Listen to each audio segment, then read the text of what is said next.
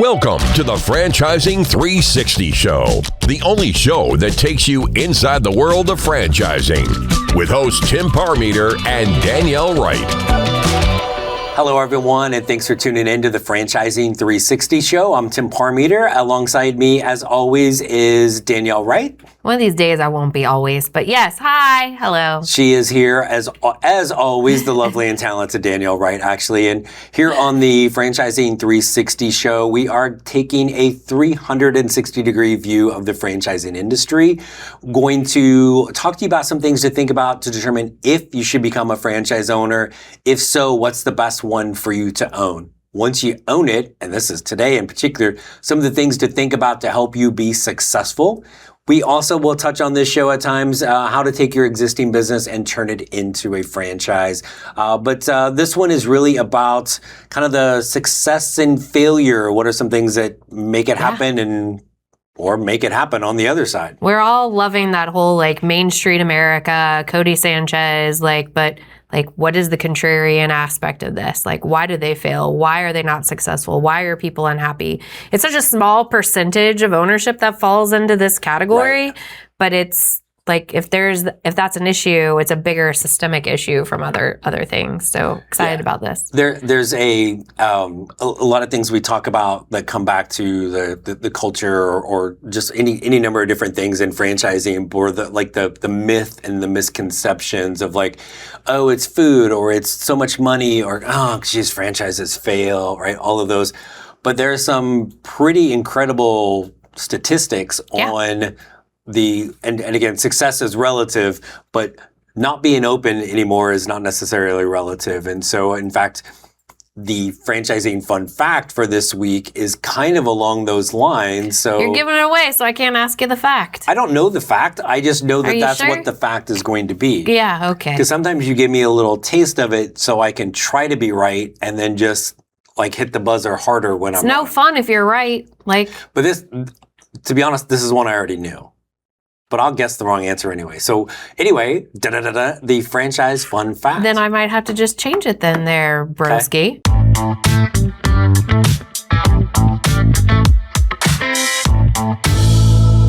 What is the percentage of franchise businesses owned and operated by women? It's always percentages with you, so I've got 1 in 100 chance to be right. I'm going to say it's over a third, less than a half. I'll say 38%. Close. What is it? So it's not completely no. It's 40%. Okay. And those that are tuning in and like the fun fact and the fact that he was trying to steal and not answer truthfully was that 85 to 90% of franchise businesses are still operating after how many years? After 5 years. There you go. And the reason why I love that is that when I saw that stat a few years ago, it was also side by side of marriages that were still intact after 5 years, and it was roughly the same percentage. So we're coming up on 5 years. So are you saying it's not going to stay intact? I mean, I would hope so, but you may have different plans. And if so, let me get through the episode before you crush me. Perfect. So there we go. On that. But some of the reasons why I think anything has longevity or does not all kind of roll together, and that's what we're going to talk about tonight. Great. So looking forward to kind of, again, why it's going to succeed, why it's going to fail, and who it really ultimately falls on. And that is next here on the Franchising 360 Show.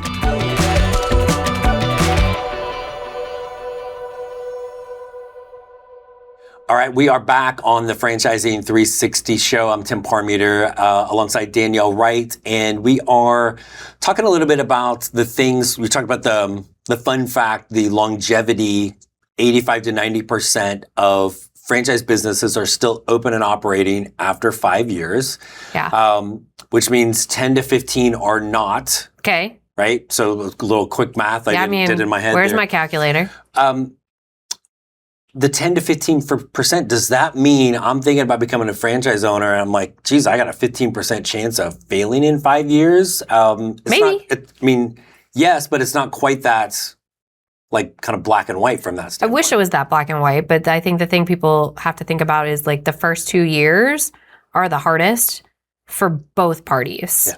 Not just you, the franchisee, but also the franchisor, because there's not an equal balance. one's taking more than the other is giving, but the franchisor is betting that if I'm going to give you the support, the culture, the experience, all of those things, that we're going to give you a 2-year ramp. By year 3, you probably need to like figure it out, or maybe this is not the right relationship for us, right?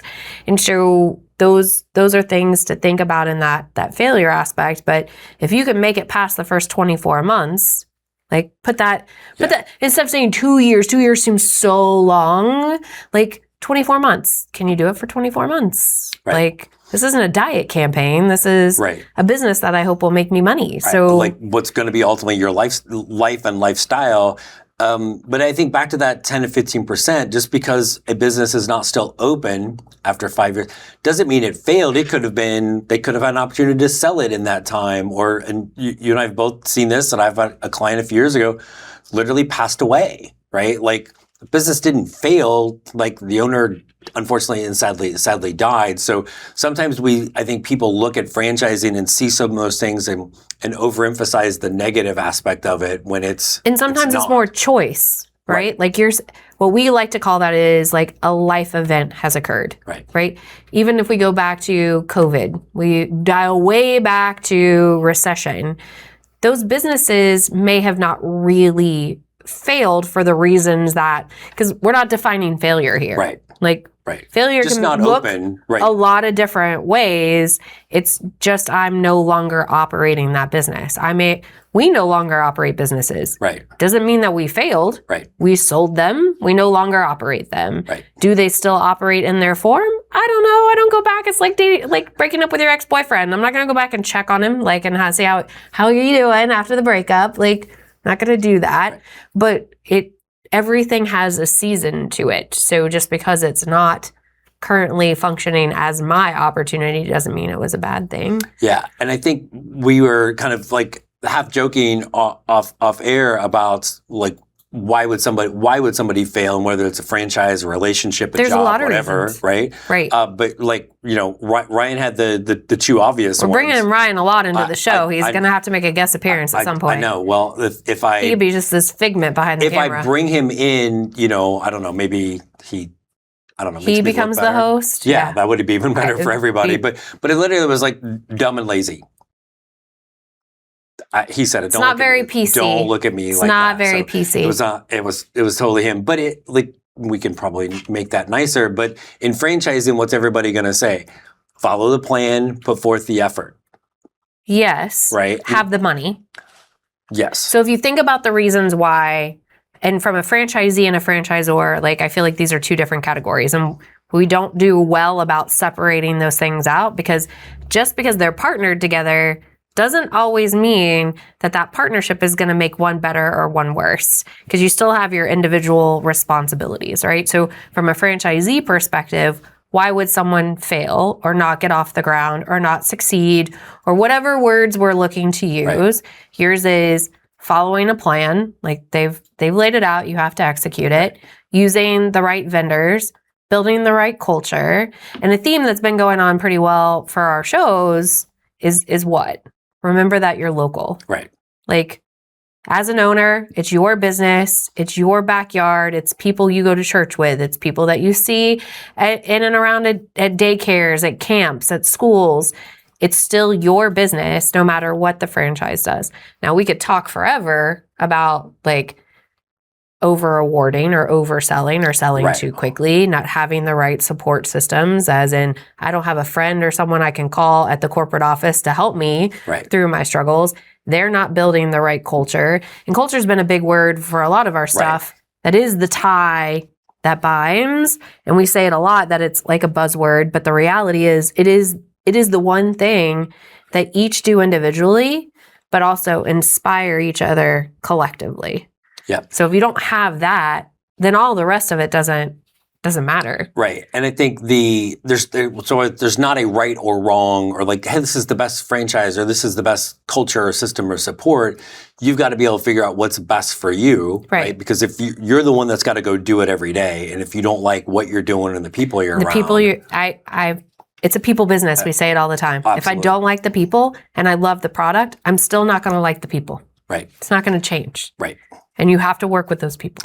Yes, both in your unit, like your employees, your customers, something you're like, oh, I hate everything about this business and now I got to go in the community and talk about it. You're just not going to do it. Or if it's the franchisor, not that you got to be besties, but you've got to feel like you're in the right room with kind of your people. And we talk a lot about tying it to like marriage. That's why there's the dating process. There's why you sign a franchise agreement, you sign a marriage license. Now you're committed to this relationship. Did you marry someone that you didn't like? Right.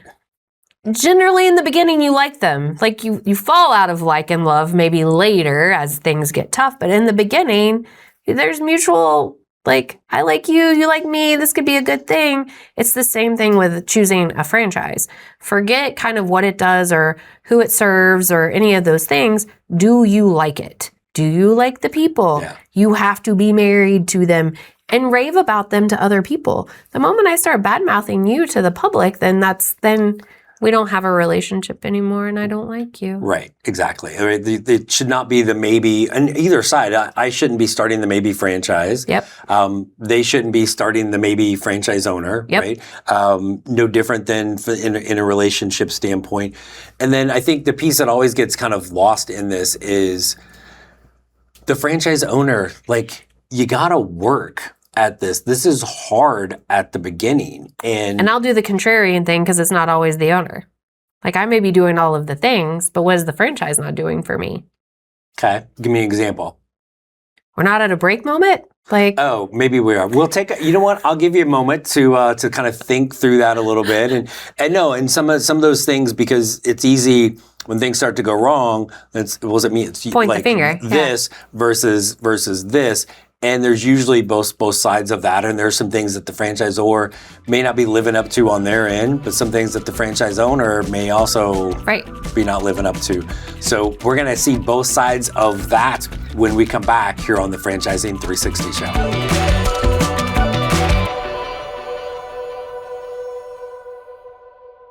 All right, we are back on the Franchising 360 show. I'm Tim Parmeter alongside Danielle Wright, who forced us into a commercial break to kind of think through the question and talking about. I got a career to support over here. I got to be careful what balls I'm throwing underneath trucks and things like. But talking about, but it's the right conversation. It's never. I shouldn't say never. Rarely is it completely one side. If something goes wrong in any sort of kind of partnership relationship, it's rarely all 100% on one person, right? Or one side. So if a franchise owner is really struggling, what are some things that the franchisor might actually not be delivering on to cause that struggle? A lot of things or a few things or little things, right? Like the franchisee is going to have whatever perspective, like you didn't give me this, you didn't give me that. Right. The thing that the viewers need to know is that they're still independently owned and operated businesses. You have your own LLC or your C Corp, S Corp, whatever your organizational tax structure is. You're paying your taxes, you're paying your people. So a couple weeks ago, we had Mary Thompson on talking about joint employer. We don't talk about that on the show because it's way above both of our pay grades. Right. But there is something out there that employees of franchise locations were suing, saying that they were employees of the franchisor because the franchisor dictates to the franchisee uniforms, hiring policy, time that the store is operating. There are a lot of guidelines in a franchise agreement given to a franchisee on the code or ethics or operation of said business. That's the business in a box, right? Like we're paying for it, we're executing it, what have you. And what the argument is that franchises are independently owned and operated businesses. They have their own payrolls, they pay their own taxes, they have their own structure. So as a franchisee, you can come at me and say, well, I don't have this, I don't have that, I'm not getting support, I don't have a phone a friend. Right. All of these things, but at the end of the day, franchisor is still going to turn the finger back and say, I am legally only required to do A, B, C. I'm not here to do D, E, F, and so forth and so on. At that point, you don't need me as the franchise owner anymore if you're doing everything for me. Then I'll run a corporate location. Correct. Granted, the reason why people franchise, for those that, hey, I have a business, is you want to scale at a certain rate, and you may or may not have the capital to do that yourself. Right. You also have to scale outside of like your home territory to really make sure you can replicate the model in other markets. Like we just had pizza, right? Pizza may be great here, but pizza may not be great somewhere else. Right. And it's the person that is leading that unit, wherever that might be, is literally has ownership in it versus like, hey, I'm going to hire somebody there. When you have ownership, you've got skin in the game on that, right? And so, and then I think, and that's part of the failure too. Correct. People go in thinking, oh, I gave you a franchise fee. Fine, I built it. Yay. Right. It's open. Now, when do I get to just cash the checks and not do anything? And that's a big misconception right now in franchising of it's so hard to remind people it's not a job, like I'm checking in from 9 to 5, right, but it is work. Right. I think there's a differentiator between those two words. Right. And when you've done this properly, you have found like kind of the job and the work that you really enjoy doing, and again, back to the people you're around. So it's the old thing like, oh, if you find something to love, you'll never work a day in your life. Right. Like there's still going to be the effort part of it that's involved, but you're doing the things that you like, you're around the people that you want. And even if you are not, if I'm the franchise owner and I perceive I'm not getting everything I'm supposed to from you, the franchisor, I kind of got two things. Or I can just, like cross my arms and pout, or I can... Which happens. And it probably does. A lot more than people think. And maybe that's okay, but like get over it quickly. But the goal should be for the franchisor to have an open door policy to hear that concern. Because when you think about it, franchisors are not just the people that are are supporting you in the franchise. They have suppliers that are also supporting you. Right. So there's plenty of people for you to pick up the phone and call, but you have to really look at it as like, we now become business coaches, no matter your role. Like I was in development for a long time. How many people that opened a franchise called me after? What am I going to do? Like, I helped you get into it. I'm not here to figure out your marketing or your operational support or, hey, I can't hire anybody. Okay, let's have a moment. Let's release all of your tension, and then let me get you to the person that is going to know that and help you with that if they can. And at some point as an owner, whether it's a franchise or not, if you are a business owner, at some point, and this is in franchising, this is the good FSO, right? You got to be able to figure stuff out. And because it is your business, your boots on the ground. Like, man, I wish they would support me or help me a little bit more. Quite honestly, if you go away, I'm just going to find another person to go in there and operate it if I'm the franchisor.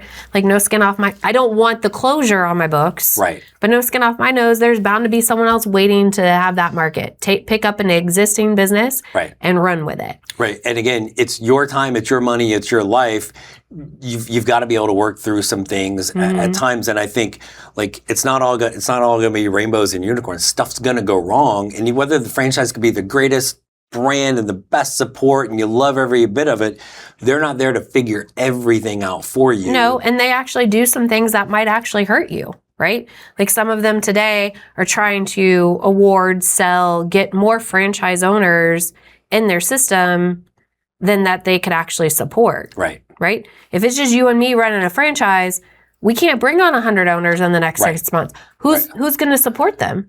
At every stage. And imagine it's a stair-step stage. Like just because you signed on today, someone signed on 2 months ago, they're still in real estate or construction. You're at different inflection points of the opening process. So a franchise not being aware of how much support, and we use that word, but there's no better, I don't have, my dictionary is depleted. Really, do you care about your franchise owners being successful and and especially anytime a brand or a group of brands, are you talking about sell, that's probably a little bit of a red flag in this, and that's the bad FSO in franchising is that, right? But those are things that you've got to be able to kind of consider to figure out where's your happy place so you can succeed. So in 5 years from now, you are still. But we have talked on previous episodes that validation sells franchises, right? Like, so if people are not happy, if they're Right. not meeting their personal, instead of the word success, their personal Right. goals economically, operationally, then they're not going to validate anything except sadness, despair, and all of the other negative words that come about. Yeah. So a franchise should consider what's our capacity to help? What's our capacity to grow? What's the capacity to sustain? Because sometimes just staying where you are is the better option. Yeah. No one says that you have to grow to be the And size of same some thing of these for other franchise owners, right? And as we kind of wrap this up, but the success is always so relative. You may have in the same system, you may be a single unit operator, super happy, hitting all of your goals. I may be talking to you thinking, hey, I want 5 of these or 10 of these, but you're still happy you're hitting your personal aspect of it. And that's really key to think about as you're going through So there this. is going to be, as we wrap up, there is always going to be an element of fear or failure, Yeah. right? There's a reason why they start with the word F. But the reality is you can avoid that F if you wind up being introspective to say, what do I own? Yeah.